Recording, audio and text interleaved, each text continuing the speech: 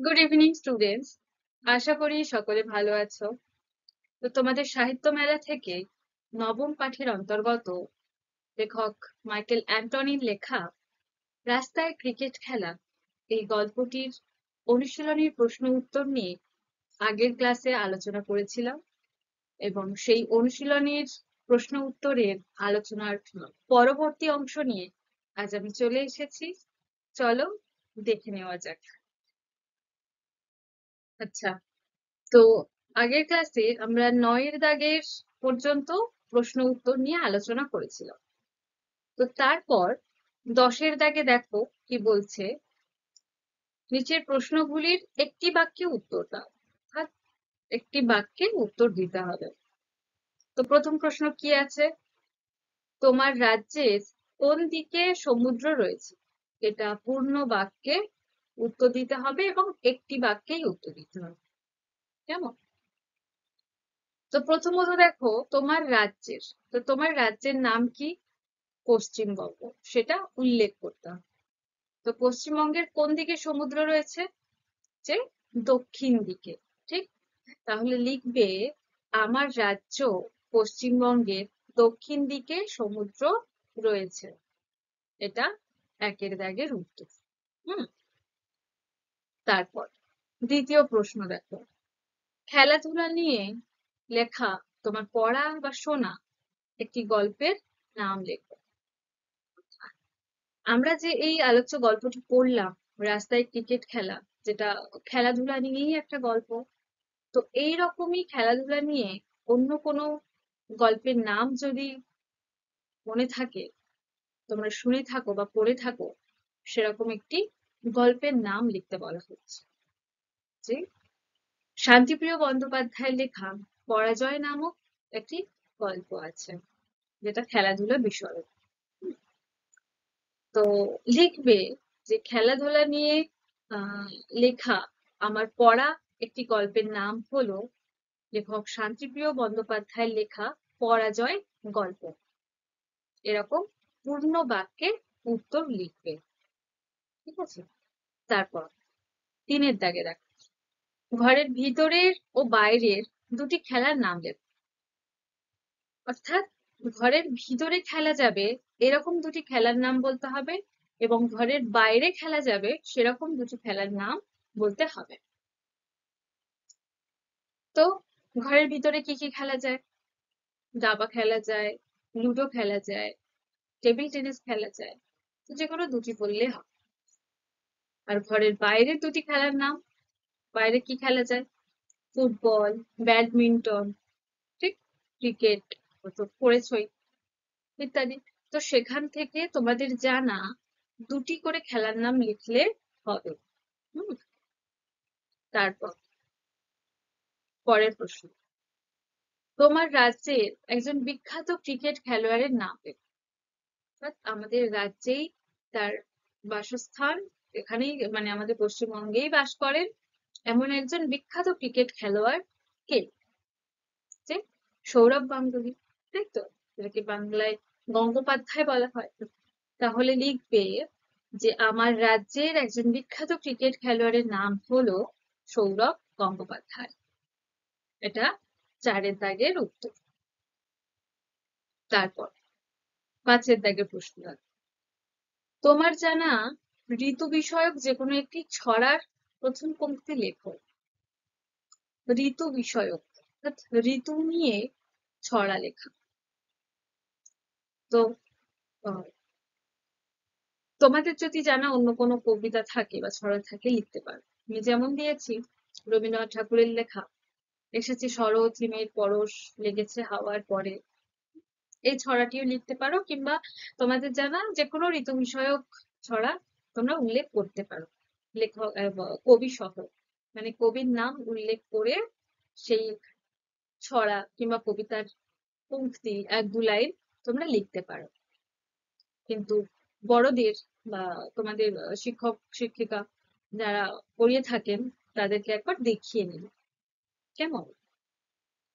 আচ্ছা, তারপর 11 দাগের প্রশ্ন দেখো, নিচের প্রশ্নগুলির 2-1টি বাক্যে উত্তর দাও।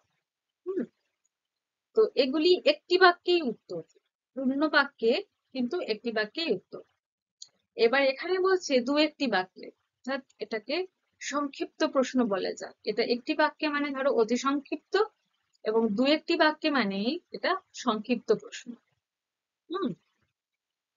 তো দু একটি বাক্যটা কখনো কখনো তিন চার বাক্য হয়ে যেতে পারে। তো দেখো একের দাগের প্রশ্ন কি বলছে, মাঠের খেলাধুলার সঙ্গে রাস্তার খেলাধুলার ফারাকগুলি লেখো। ফারাক বলতে কি বোঝায়, যে পার্থক্য, মাঠের খেলা আর রাস্তার খেলার মধ্যে কি পার্থক্য থাকে।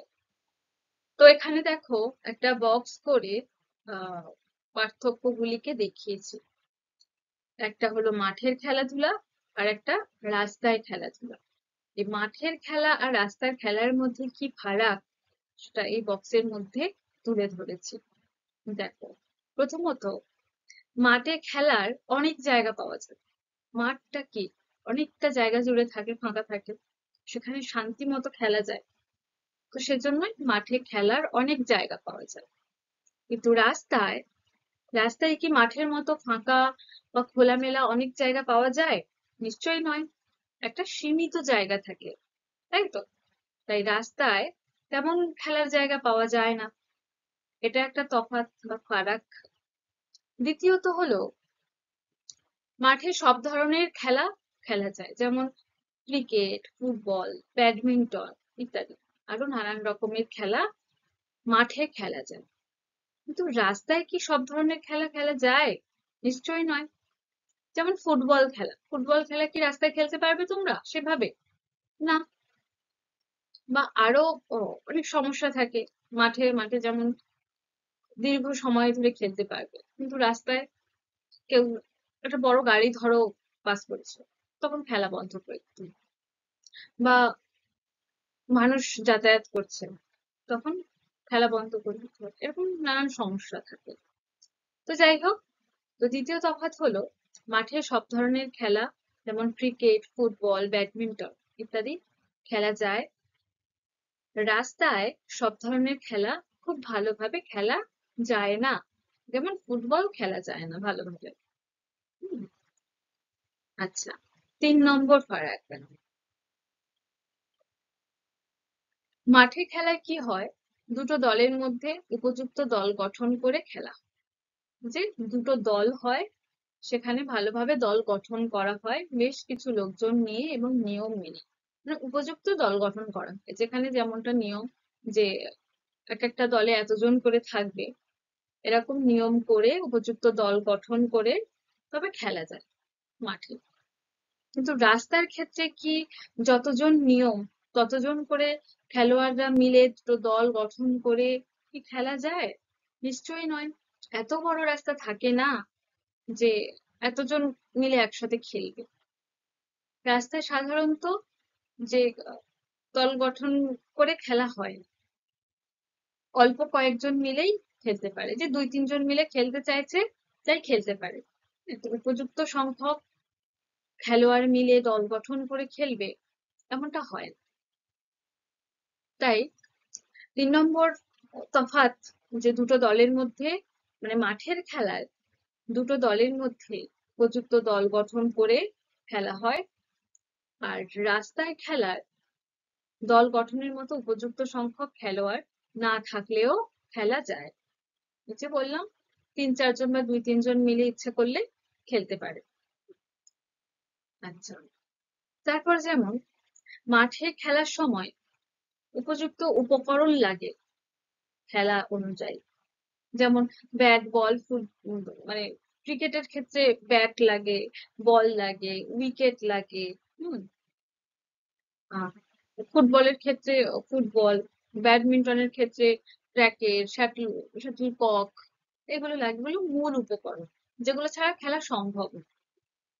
কিন্তু মাঠে খেলার সময় এই মূল উপকরণ ছাড়াও কিন্তু আনুষঙ্গিক উপকরণও লাগে, যেমন হেলমেট, গ্লাভস, বুট, হ্যাঁ ইত্যাদি, এগুলোও লাগে। হুম, কারণ সেখানে ভালোভাবে খেলছে দল গঠন করে ভালোভাবে, আহ এবং সেখানে গায়ে জোর ভরে মারা, একদম মন খুলে নিয়ম মাফিক মেনে খেলা। তো তো সেজন্যই গার্ড ফার্ড সব লাগে। মানে মূল উপকরণ ছাড়াও আনুষঙ্গিক উপকরণও লাগে। হুম।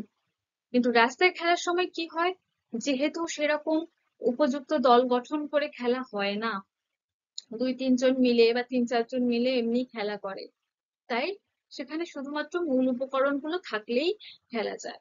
যেমন ক্রিকেট খেলছে, সেখানে একটা ব্যাট, একটা বল, মানে মূল উপকরণ একদম, এটা হলেই তাদের চলে যায়। একটা যা হোক কিছু দিয়ে উইকেট বানিয়ে নেয়, ইট সাজিয়ে উইকেট বানিয়ে নেয়, কিংবা কোনো একটা বড় বালতি রেখে সেটাকে উইকেট বানিয়ে নেয়, এরকম যে কোনো কিছু দিয়ে মোটামুটি জুগাড় লাগিয়ে খেলাটা সম্পূর্ণ করে। তো এখানে আনুষঙ্গিক উপকরণ লাগে। হ্যাঁ, এই গেল চতুর্থ পাড়া। তো এটা একের দাগের উত্তর। তো মাঠের খেলাধুলার সঙ্গে রাস্তার খেলাধুলার ফারাকগুলি। ঠিক আছে, এবারে আসছি দ্বিতীয় প্রশ্ন। কি বলছে, সমুদ্রের ধারে ঝড় কিভাবে ভয়ঙ্কর হয়ে ওঠে?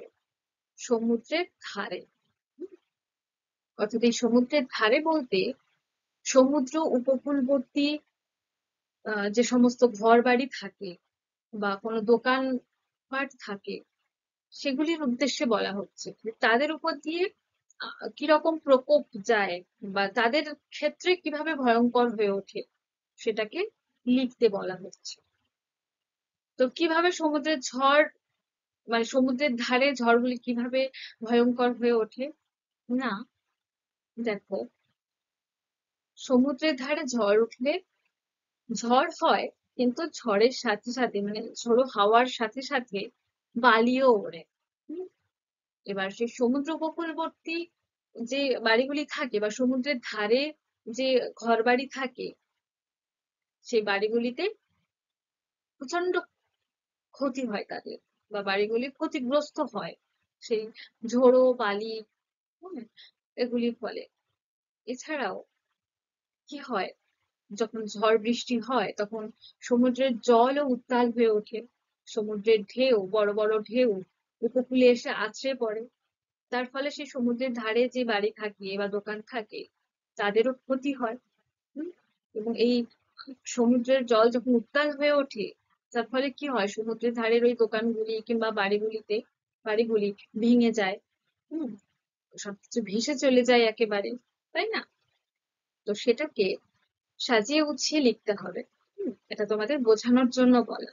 কি লিখবে, সমুদ্রের ধারে ঝড় উঠলে হাওয়ার সাথে সাথে বালিও ওড়ে, তাই সমুদ্র উপকূলবর্তী বাড়িগুলি প্রচন্ড ক্ষতিগ্রস্ত হয়।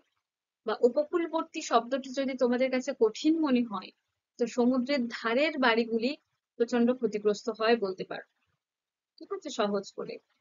তারপর সমুদ্রের জলও উত্তাল হয়ে ওঠে, ফলে সমুদ্রের ধারের দোকানগুলিও ভেঙে যায় বা বাড়িগুলি ভেঙে যায়, সবকিছু ভেসে যায়। কেমন? তারপর 3-এর দাগের প্রশ্ন দেখ, কি বলছে, গল্পে মোট কটি কিশোর চরিত্রের সন্ধান পেলে? গল্পের একমাত্র বয়স্ক চরিত্রটি কে?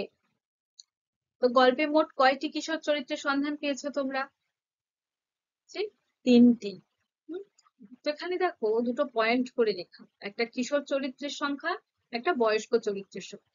ঠিক, তো আমাদের আলোচ্য গল্পটিতে কিশোর চরিত্রের মোট সংখ্যা ছিল 3টি, বা 3জন কিশোর চরিত্র ছিল। কারা কারা? একজন হলো গল্পকথক, যার নাম সেলো, আর বাকি দুজন সেলোর 2 বন্ধু, অ্যামি আর ভার্ন। এই 3জন ছিল কিশোর চরিত্র। এবং বয়স্ক চরিত্র, প্রশ্নে আছে একমাত্র বয়স্ক চরিত্র। হুম, কিন্তু গল্পে কি একমাত্র বা একজন বয়স্ক চরিত্রের উল্লেখ তোমরা পেয়েছো? নয়, আমি তো কোথাও দেখিনি। কারণ দুজনের কথাই উল্লেখ ছিল। হুম, যে যদি বলতে গেলেই বলা যায় অ্যামি আর ভার্নের মায়ের কথা, যে যখন অ্যামি আর ভার্ন ওই লেবুর পাতায় করমচা, হে বৃষ্টি স্পেনে যা, তারা যখন বৃষ্টিটাকে উপভোগ করছিল, আনন্দে নাচছিল আর এই গান গাইছিল, ছড়া বলছিল, তখন তাদের চিৎকারের আওয়াজ পেয়ে ভার আর অ্যামির মা পার হয়ে এসেছিলেন। এখানে আমরা অ্যামি আর ভার্নের মায়ের উল্লেখ পাই। ঠিক?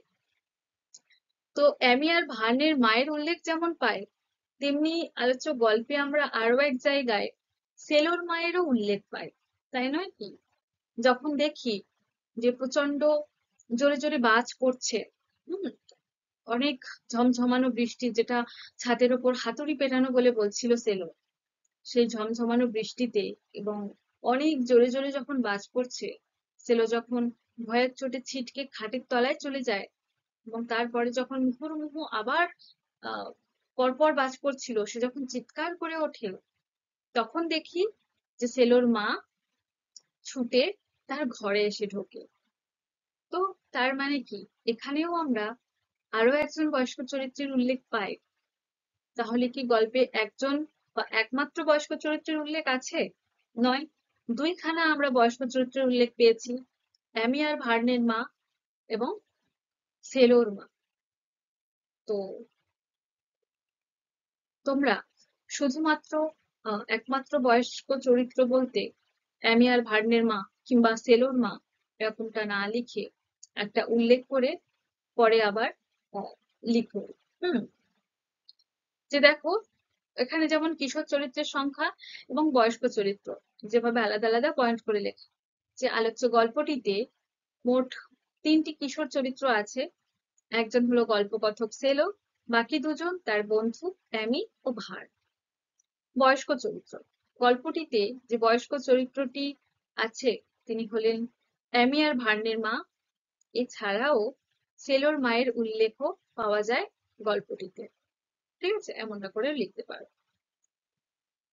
আচ্ছা, তো আশা করছি তোমাদের যদি পরীক্ষার প্রশ্নের কথা বলো, সেখানে হয়তো ঠিকঠাক প্রশ্ন দিতে পারে। হুম, তাই চাপের কিছু নেই। আচ্ছা, তারপর 4-এর দাগের প্রশ্ন দাও। সেলো ভার্নের ব্যাট বল কেন ও কোথায় ছুঁড়ে ফেলে দিয়েছিল? কেন? যে সেলো, যে কিনা ব্যাট করার সময়, সে যখন ব্যাট করছিল তখন বৃষ্টি নামছিল, সে আর ব্যাট করতে পারেনি, সে মন খারাপ করে ঘরে চলে যায়। ঠিক? এবং তারপরে যখন বৃষ্টি থেমে যায়, তখন তারা আবার খেলতে আসে, এবং 2 নম্বর ব্যাট কে করবে সেটা নিয়ে তাদের মধ্যে একটা ঝামেলা বাজে। এবার যেহেতু সেলো আগে ব্যাট করেনি, তখন বৃষ্টি চলে এসেছিল, তাই সে আশা করেছিল বৃষ্টির পরে, মানে বৃষ্টি থামার পরে সে ব্যাট করবে। তো দ্বিতীয় নম্বর ব্যাটে, মানে 2 নম্বর ব্যাটও সেখানে সে সেটা নিয়ে তর্কাতর্কি চলে। তার ফলে এটা ডিসাইড হয় যে তারা টস করবে, টসে যে জিতবে সে আগে খেলবে। তো সেখানে দেখা যায় অ্যামি জিতে যায়। অ্যামি আহ জিজ্ঞেস করাতে যে কি চাস, তখন সেলো হেড বলেছিল, কিন্তু টসে টেল পড়েছিল, ফলে অ্যামি জিতে যায় এবং সেলো হেরে যায়।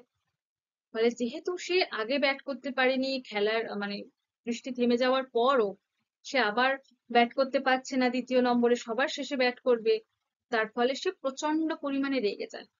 রেগে গিয়ে সে আমি খেলবই না যা চিৎকার করে সে উঠলো, এবং তখন তার মনে হচ্ছিল যে এটা ঠিকঠাক হয়নি রিয়াক্ট করাটা। তখন সে তার ভার্ন এবং অ্যামির, মানে ভার্নের ব্যাট এবং বল নিয়ে বাড়ির পিছনে গিয়ে সেখানে তার ব্যাট বল ছুঁড়ে ঝোপের মধ্যে ফেলে দিয়েছিল। তাই তো, এই হলো বিষয়টা। তো এটাকে সুন্দরভাবে উত্তরে সাজিয়ে গুছিয়ে লিখতে হবে, এত বড় লিখলে তো চলবে না। তো সেখানে কি লিখবে? দেখো এই বক্সের মধ্যে 4-এর দাগের উত্তর, যে সেলো ব্যাট করার সময় বৃষ্টি নামে, অথচ বৃষ্টি থামলেও সেলোকে 2 নম্বরে ব্যাট করতে দেওয়া হয় না। তাই নিয়ে অ্যামি ও সেলোর মধ্যে ঝগড়া বাঁধে। পরে টস করা হয়, টসে অ্যামি জিতে যায়। ফলে টসে হেরে গিয়ে সেলো রাগ করে ভার্নের ব্যাট বল বাড়ির পেছনে ঝোপের মধ্যে ছুঁড়ে ফেলে দিয়েছিল। হুম, দেখো, এখানে কেনর উত্তর এবং কোথায়ের উত্তর একসাথে আছে। কেনর উত্তর তোমরা জানলে, যে টসে হেরে গিয়েছিল, সে ব্যাট করতে পারছিল না তাই, এবং কোথায় ফেলেছিল, না, তার বাড়ির পেছনে ঝোপের মধ্যে ছুঁড়ে ফেলে দিয়েছিল। ব্যাস, সবটা এর মধ্যে রয়েছে উত্তর। ঠিক আছে। আচ্ছা, তো এবার 5 নম্বর প্রশ্ন দেখ, তাদের বিবাদ কিভাবে মিটে গেল? কিভাবে মিটলো? না, আমরা দেখেছি গল্পে যে তাদের ঝগড়া পরে সেইও কিন্তু মনে মনে গিলটি ফিল করছিল যে সে ঠিক করেনি ইত্যাদি। তো তারপরে যখন বৃষ্টি হতো, বৃষ্টি হয়ে থেমে যেত, তখন দেখি সে বাইরে বেরিয়ে শীষ দিত, যে এই ভেবে যে তার বন্ধুরা বেরোবে, তারা একসাথে খেলতে পারবে। কিন্তু তারা বেরোতো না। এই করে করে গোটা বর্ষাকাল শেষ হয়ে যায়। এবং তারপরে যখন নতুন বছর পড়ে, তো নতুন বছরের একদম শুরুর দিকে, গোড়ার দিকে, কি করে একদিন আহ, বাড়ির পাশ দিয়ে যখন সেলো যাচ্ছে, তখন সে দেখতে পেল তার বন্ধুদেরকে, তারা রাস্তায় নামছে সবেমাত্র খেলবে বলে। হুম, তো সেলো সেসব দেখে সে ভাবলো যে তার বন্ধুদের কাছে আহ, যাবে কিনা, বা তার বন্ধুরা তাকে অ্যাকসেপ্ট করবে কিনা, তাকে ক্ষমা করে দেবে কিনা, ইত্যাদি ইত্যাদি ভাবতে ভাবতে সে বাড়ির দিকে পা চালাতে গিয়ে তার বন্ধুত্বের টানে সে কিন্তু হার্ন এবং অ্যামির কাছেই পৌঁছে যায়। সেখানে যখন গিয়ে পৌঁছায়, কাছাকাছি যেতে অ্যামি আর ভার্ন সেলোকে দেখতে পায়, এবং দেখতে পেয়ে তাদের রাগ করার বদলে তারা খুব খুশি হয়, খুব আনন্দিত হয়, হয়ে তাদের বন্ধুকে তারা কাছে টেনে নেয়, তার বন্ধুত্বের জায়গায় আবার ফিরিয়ে নেয়।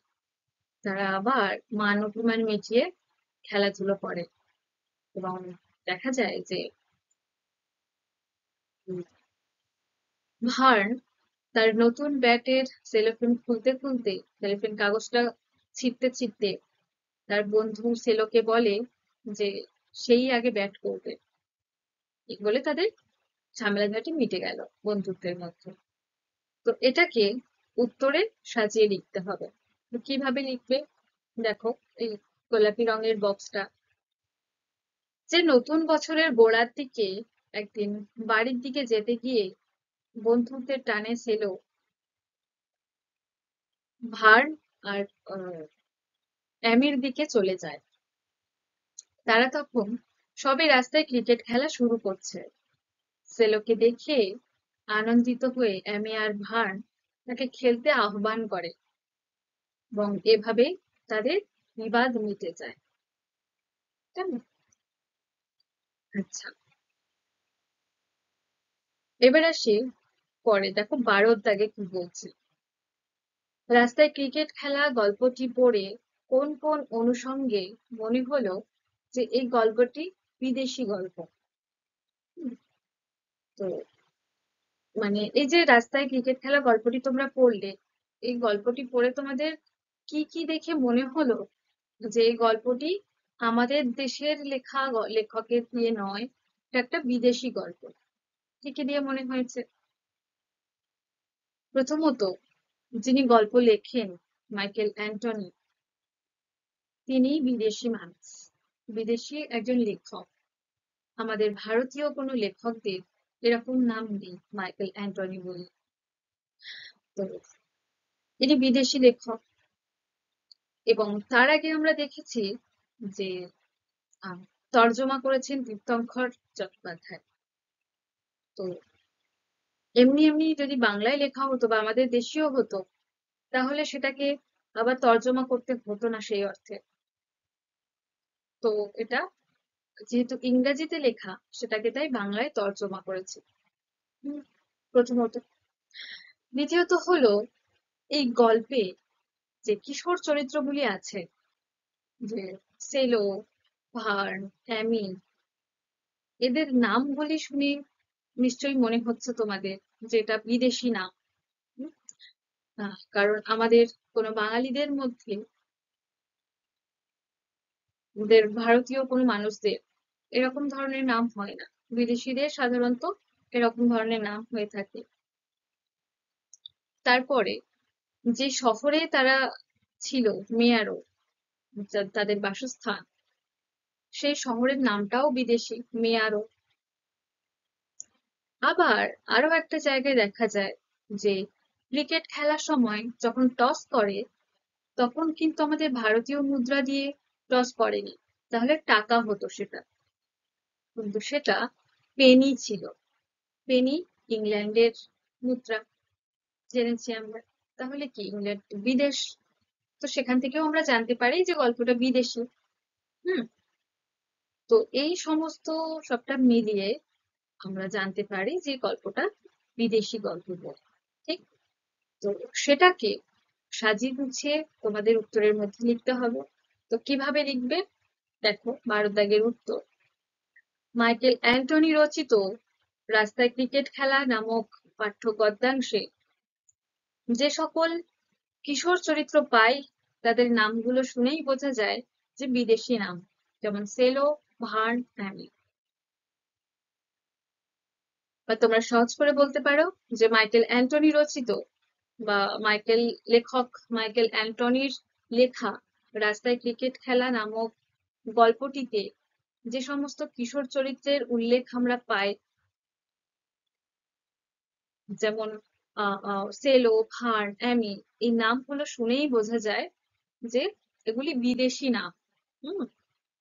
ছাড়া শহরের নামও বিদেশি, মেয়ারও। আবার ক্রিকেট খেলায় টস করার সময় পকেট থেকে পেনি বার করা হয়, সেই পেনি আমাদের দেশের মুদ্রা নয়, অর্থাৎ বিদেশি। এই সমস্ত অনুষঙ্গে মনে হলো যে গল্পটি বিদেশি গল্প। হুম। আচ্ছা, তারপর 13 দাগে কি বলছে? তোমার নিজের চেনা পরিবেশ ও চরিত্রের সঙ্গে গল্পের মিলগুলো সূত্রাকারে লেখো। শিক্ষকের সাহায্য নিয়ে পৃথিবীর মানচিত্র দেশটির অবস্থা যাই হোক, তো যেটা উত্তর হিসাবে লিখতে হবে সেটা বলার। তো কি বলছে? তোমার নিজের চেনা পরিবেশ ও চরিত্রের সঙ্গে গল্পের মিলগুলো সূত্রাকারে লেখো।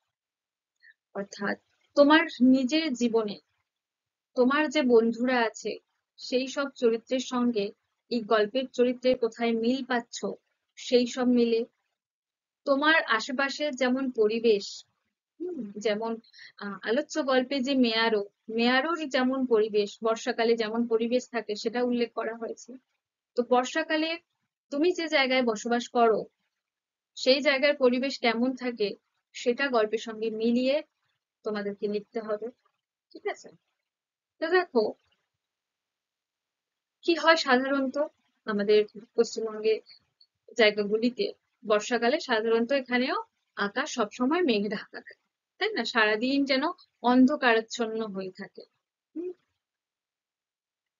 কি হয় সারাক্ষণ কি আর ঝমঝমিয়ে বৃষ্টি চলতে থাকে? নয়, কখনো খুব জোরে জোরে, আবার আহ কখনো অল্প অল্প বৃষ্টি, আবার কখনো খুব জোরে জোরে হাওয়া বয়। হ্যাঁ, আবার কখনো হাওয়া হয় না, শুধুই কেবল বৃষ্টি হয়, এবং সারাদিন টিপটাপ ঝমঝম বৃষ্টির শব্দ শোনা যায়। হ্যাঁ, বাজ পড়ে। আর কি হয়, বাজ পড়লে তোমরা কি ভয় পাও বাজে? বিদ্যুতের আলো চমকালে কিংবা বাজ পড়লে এই আওয়াজে তোমরা ভয় পাও? যারা ভয় পাও তারা তোমরা লিখে দেবে লেখাটির মধ্যে যে তোমরাও সেই আহ আলোচ্য গল্পের রাস্তায় ক্রিকেট খেলার গল্পে সেলোর মতো তোমরা ভয় পাও। আর যারা ভয় পাও না, তারা লিখে দেবে যে আহ সেলোর মতো তোমরা ভয় পাও না। এছাড়া কি হয় যে অনেকে আছো যারা বাজ পড়লে ভয়ে সেলোর মতো ওরকম লুকিয়ে পড়ো খাটের তলায়, কিংবা কোথাও লুকিয়ে পড়ো মায়ের আঁচলের তলায়, মায়ের কাছে, এরকম লুকিয়ে পড়ো ভয়ের চোটে, সেটা তোমরা উল্লেখ করবে। এবার আসি, এটা হলো পরিবেশ। এবার আসি বন্ধু, চরিত্র। তো তোমার বন্ধুরা কেমন? তোমার বন্ধুদের সঙ্গে তোমরা কিভাবে খেলো? তোমরা কি রাস্তায় খেলো তোমাদের বন্ধুদের সঙ্গে? যদি খেলো তাহলে লিখবে রাস্তায় খেলার যে অভিজ্ঞতা তোমার বন্ধুদের সঙ্গে, সেটা এখানে লিখবে গল্পাকারে, যে তোমরা বন্ধুরা মিলে রাস্তায় ক্রিকেট খেলো। এবার বন্ধুরা থাকলে খেলা হলে ঝগড়া ঝামেলা হবে, কে আগে ব্যাট করবে বা কে বল করবে, কে কে ফিল্ডে দাঁড়াবে না, ইত্যাদি ইত্যাদি নিয়ে ঝামেলা হতেই থাকে। তো সেই কথাগুলো তোমরা গল্প আকারে লিখবে। ঠিক আছে? আবার কি হয় যে বন্ধুদের সঙ্গে ঝামেলাঝাটি হয় খেলা নিয়ে, আবার পরে মিলেমিশে আবার সেই তোমরা সেই বন্ধুরা মিলেই আবার খেলা করো, তাই না? তো সেটাকে এখানে শুধু তোমার কথা লিখলে হবে না, এই গল্পটার প্রসঙ্গ অনুযায়ী মিলিয়ে সূত্রাকারে লিখতে হবে। যেমন দেখো এখানে একটা উত্তর তোমাদের জন্য তৈরি করেছি। দেখো যে আমার নিজের চেনা পরিবেশ ও চরিত্রের সঙ্গে গল্পের মিলগুলি হলো, তোমরা পারলে পয়েন্ট করেও লিখতে পারো, 1 2 3 করে, কিংবা এরকম পরপরও লিখতে পারো। ধরো বর্ষাকালে আমাদের এখানে আকাশ সবসময় মেঘে ঢাকা থাকে, মেয়ারোর মতো লিখতে পারো। হুম, যে মেয়ারোর মতো আমাদের এখানেও আকাশ সবসময় মেঘে ঢাকা থাকে বর্ষাকালে। খুব জোরে মাঝে মাঝে হাওয়া বয়। হুম, বৃষ্টির শব্দ শোনা যায়, বাজ পড়ে। বাজ পড়লে আমিও সেলোর মতো ঘরে ঢুকে আসি, চিৎকার করে উঠি, খাটের তলায় লুকিয়ে পড়ি। এটা পরিবেশ নিয়ে। দ্বিতীয় পয়েন্ট, আমরাও বন্ধুরা মিলে রাস্তায় ক্রিকেট খেলি, কে আগে ব্যাট করবে তা নিয়ে সেলো, ভার্ন ও অ্যামির মতো আমাদের বন্ধুদের মধ্যেও ঝগড়া হয়। আবার আমাদের মধ্যে ভাবও হয়ে যায়, আমরা আবার মিলেমিশে একসাথেই খেলি, সেলো, ভার্ন আর অ্যামির মতো। কেমন এরকম ভাবেও তোমরা লিখতে পারো। ঠিক আছে? তো আমাদের আলোচ্য পাঠ্য মাইকেল অ্যান্টনির লেখা রাস্তায় ক্রিকেট খেলা নামক গল্পের থেকে তোমাদের যে অনুশীলনীর যে সমস্ত প্রশ্ন ছিল, সেই সমস্ত প্রশ্ন উত্তরের নিয়ে আলোচনা করা হলো আজকে। এবং আশা করছি তোমরা সমস্ত প্রশ্নের উত্তর বুঝতে পেরেছো, কোথাও অসুবিধা হয়নি। তো যদিও বা কোথাও অসুবিধা হয়ে থাকে, আহ দুটি প্রশ্নের মানে প্রশ্ন উত্তর নিয়ে যে দুটি ক্লাস হলো, সেই দুটি ক্লাসের উল্লেখেই বলছি আর কি। তো যদি অসুবিধা হয় আমাকে জানিও, আমি তোমাদেরকে আবার বলে দেওয়ার চেষ্টা করবো। কেমন? তো ভালো থেকো সবাই, দেখা হচ্ছে পরের ক্লাসে আবার নতুন কোনো অধ্যায় নিয়ে। কেমন? ধন্যবাদ।